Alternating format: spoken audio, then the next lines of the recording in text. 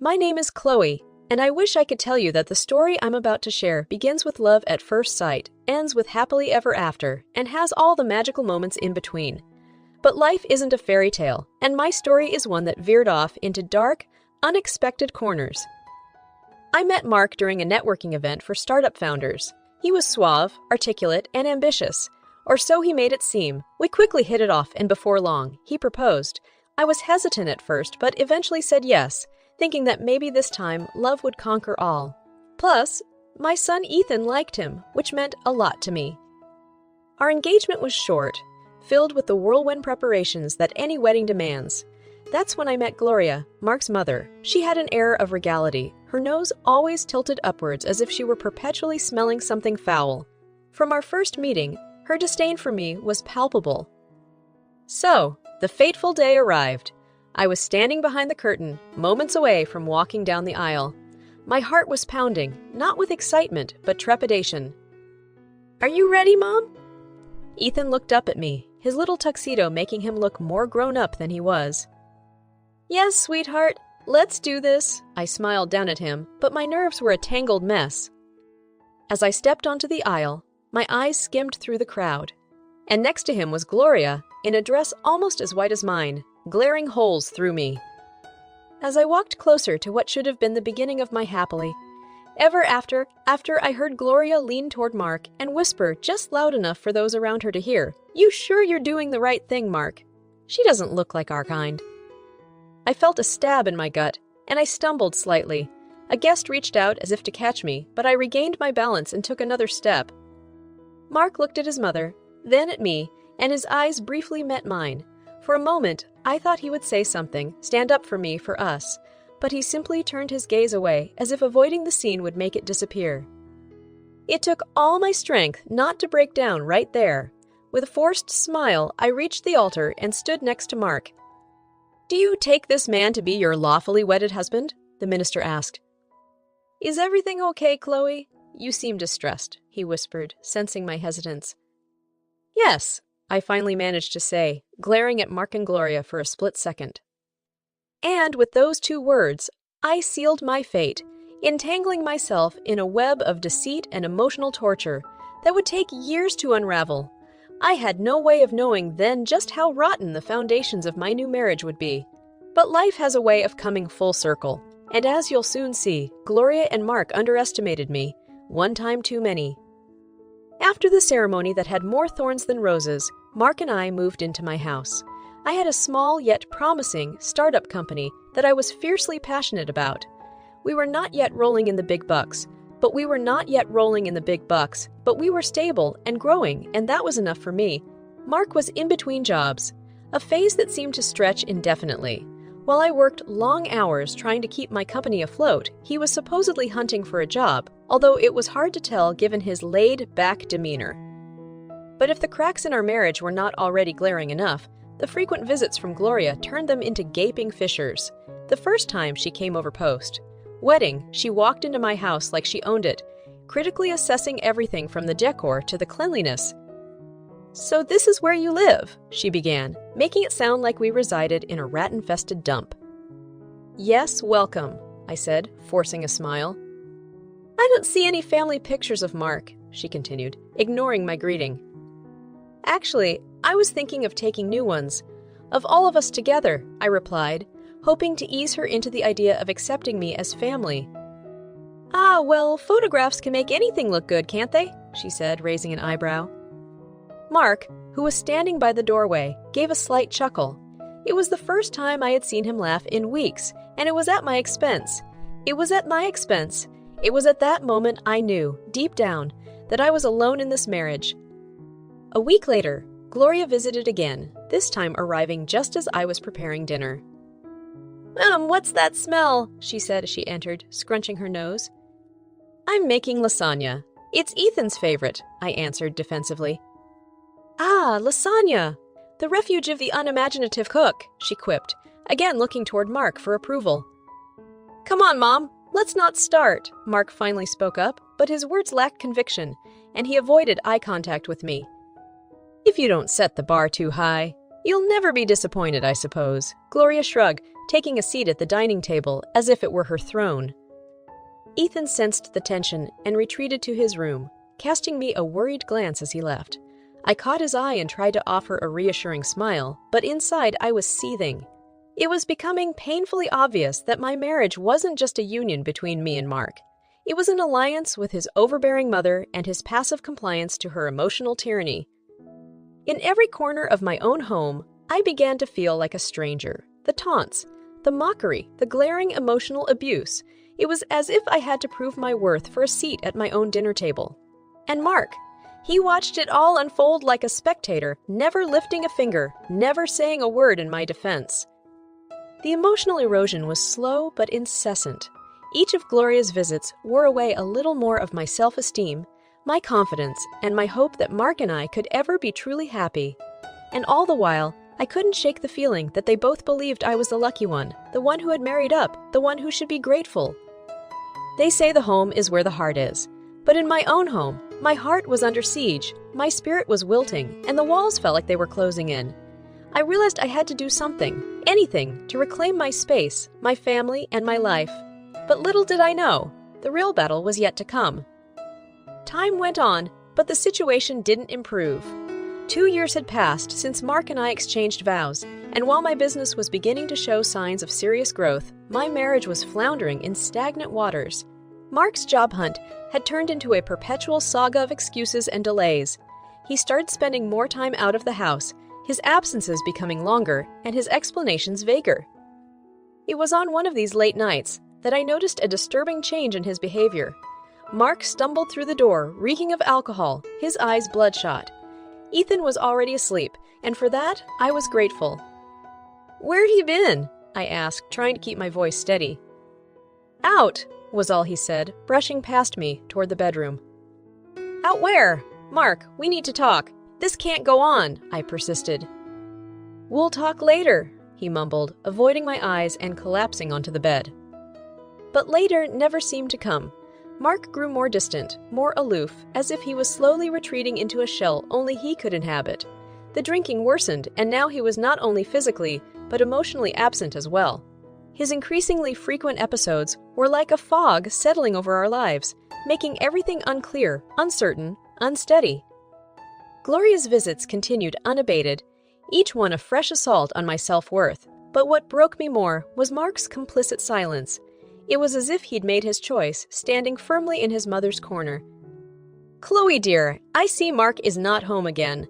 It must be tough managing everything on your own," Gloria said on one of her infamous visits, her words oozing faux concern. "I managed just fine," I shot back, refusing to let her see that her barbs had found their mark. "I'm sure you do. After all, you're used to handling things on your own, aren't you? What with your first marriage and all?" she smirked. Mark, who was sober that day, but as disengaged as ever, sat in the living room pretending to be engrossed in a magazine. "Mark, aren't you going to say anything?" "Why? Mom's just speaking her mind. Can't fault her for that," he said without looking up, his voice tinged with a bitterness I'd never heard before. That was the moment I knew. Any remaining hope that our marriage could be salvaged shattered in the face of his blatant apathy and the toxic environment Gloria had nurtured between us. It was clear I was fighting this battle alone. I retreated into my work, my only sanctuary from the chaos that had become my home life. It was around this time something extraordinary happened. My company landed a monumental deal, propelling us to a $20 million turnover. A wave of vindication washed over me. Here was something real, something I had built from the ground up, proof that I was more than the sum of the disparaging words flung at me. Excited, I told Mark about it, expecting a lukewarm reaction, but hoping for a semblance of enthusiasm or pride. What I got was something else entirely. A strange excitement, disproportionate to any emotion he'd shown in years. "I knew marrying you was a smart choice," he said, a greedy gleam overtaking his eyes. It was then that I felt the first pricklings of suspicion, the early whispers of a warning that something was terribly wrong. And as events would soon unfold, those whispers would turn into deafening alarms. Mark's newfound enthusiasm for my financial success seemed oddly insincere. For a man who had long been aloof, treating our marriage like a roommate arrangement, his abrupt switch was jarring. I'd seen him more animated over a football game than during any of our serious conversations. So, his eager plans to invest and grow the wealth had me uneasy. Think about it, Chloe. With this kind of money, we could do so much. Maybe even retire early, he said, leaning in as if the money had rekindled a spark between us. But isn't that my choice to make? It's my company, after all, I responded, wary of his sudden interest. Of course, of course. But we're a team, aren't we? His eyes didn't meet mine. Before I could navigate this odd transformation any further, Gloria announced another of her visits, this time with an uncharacteristic cheerfulness that rang every alarm bell in my head. She arrived carrying a bottle of wine, something she'd never done before. I thought we should celebrate. A toast to Chloe's wonderful achievement, she declared, her voice dripping with saccharine sweetness. I appreciate the gesture, I said cautiously. It's unusual, but appreciated. Ah, well, we're all full of surprises, aren't we? She replied, winking at Mark, who grinned back. Ethan, my ever-observant son, sensed the strange air. As Gloria proceeded to pour the wine into the glasses, Ethan tugged on my sleeve. Mom, I think Grandma put something in your glass, he whispered, his little eyes filled with concern. Thank you, baby, I whispered back. Can you go and ask Grandma to show you the pictures of her last vacation? Okay, Mom, he nodded, sensing the gravity of the situation. Gloria and Mark were momentarily distracted as they gushed over some photos. Seizing the moment, I switched my glass with Gloria's. We all sat down again, raising our glasses for a toast. Gloria led, to family and unexpected windfalls. As we took sips, I watched her intently. Sure enough, within minutes, her expression changed. She began to breathe heavily, clutching her chest, and then toppled off her chair onto the floor. Mark rushed to her side, his face filled with genuine concern for the first time in years. It's hard to enjoy the wine when it's laced with poison, isn't it? I said, staring down at them both. What have you done? Mark spat out. Me? I merely switched our glasses when I suspected you were up to no good, I replied coldly. Gloria, gasping for air, looked up at me with malicious eyes.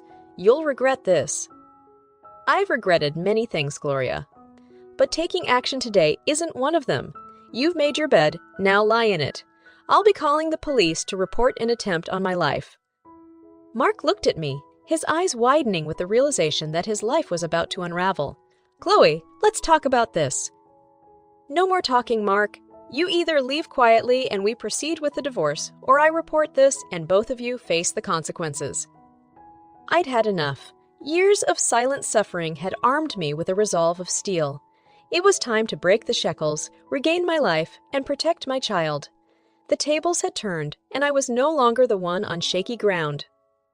As the police sirens wailed in the distance, I knew that the road ahead would be tough. But for the first time in years, I felt a weight lifted off my shoulders. It was the end of a miserable chapter and the beginning of one where I would be the author of my destiny.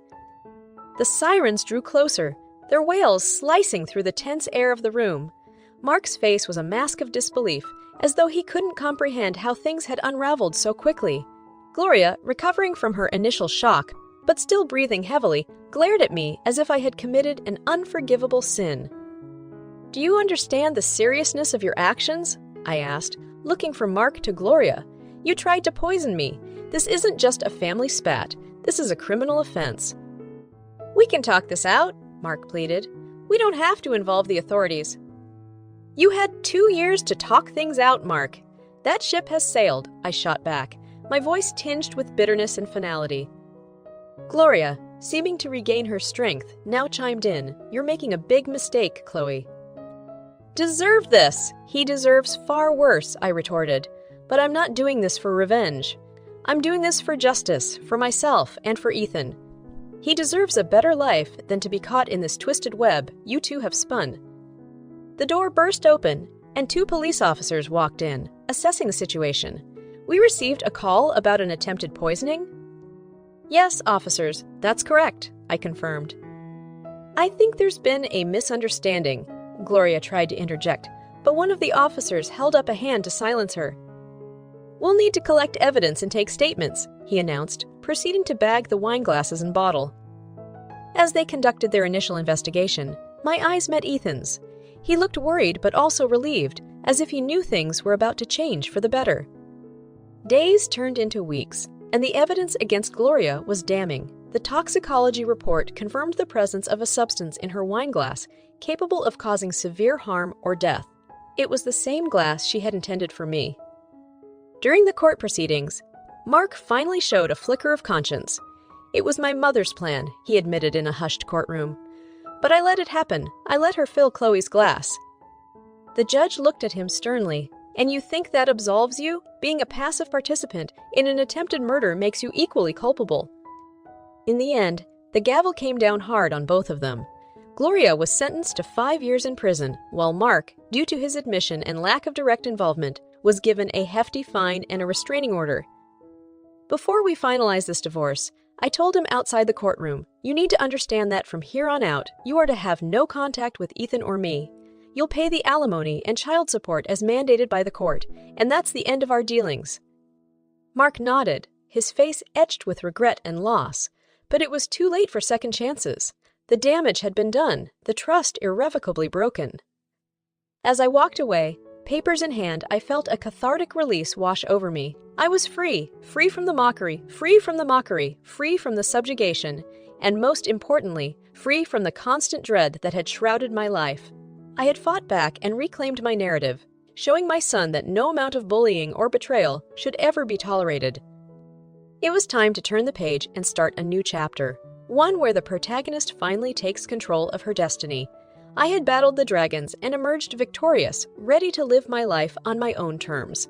It wasn't a happy ending in the traditional sense, but it was a just one, and sometimes justice is the best form of closure one can hope for. With the court proceedings over and the divorce papers finalized, I felt like I was emerging from a tunnel into the light. There was a newfound space around me, devoid of the oppression and constant tension I'd experienced for so long.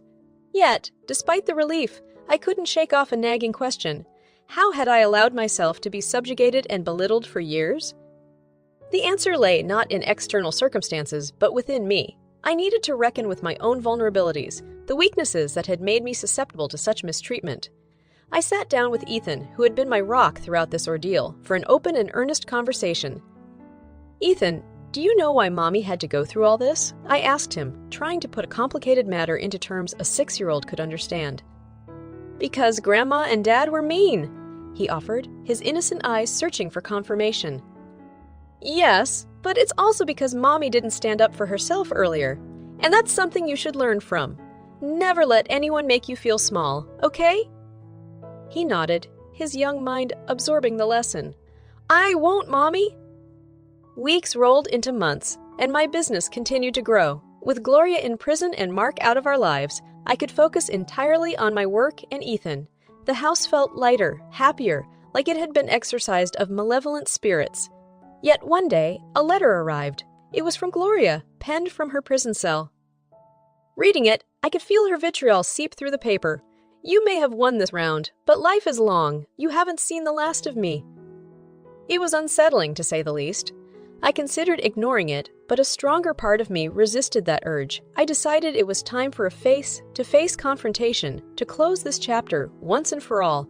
I visited the prison where Gloria was held, sitting across from her in the visiting room. "I got your letter," I began, locking eyes with her. She smirked. "Oh, it isn't. I still have years left in me, Chloe. Years to make you regret what you did." "You still don't get it, do you?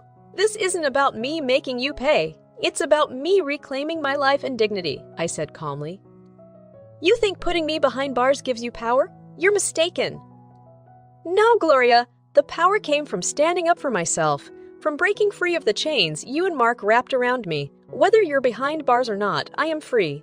I came here to tell you that your reign of terror is over. You no longer have a hold on me, or Ethan." A flicker of realization crossed her face, but it was quickly replaced by defiance. "No, we won't. I'm not coming back here, and you're not going to be a part of our lives. This is goodbye, Gloria."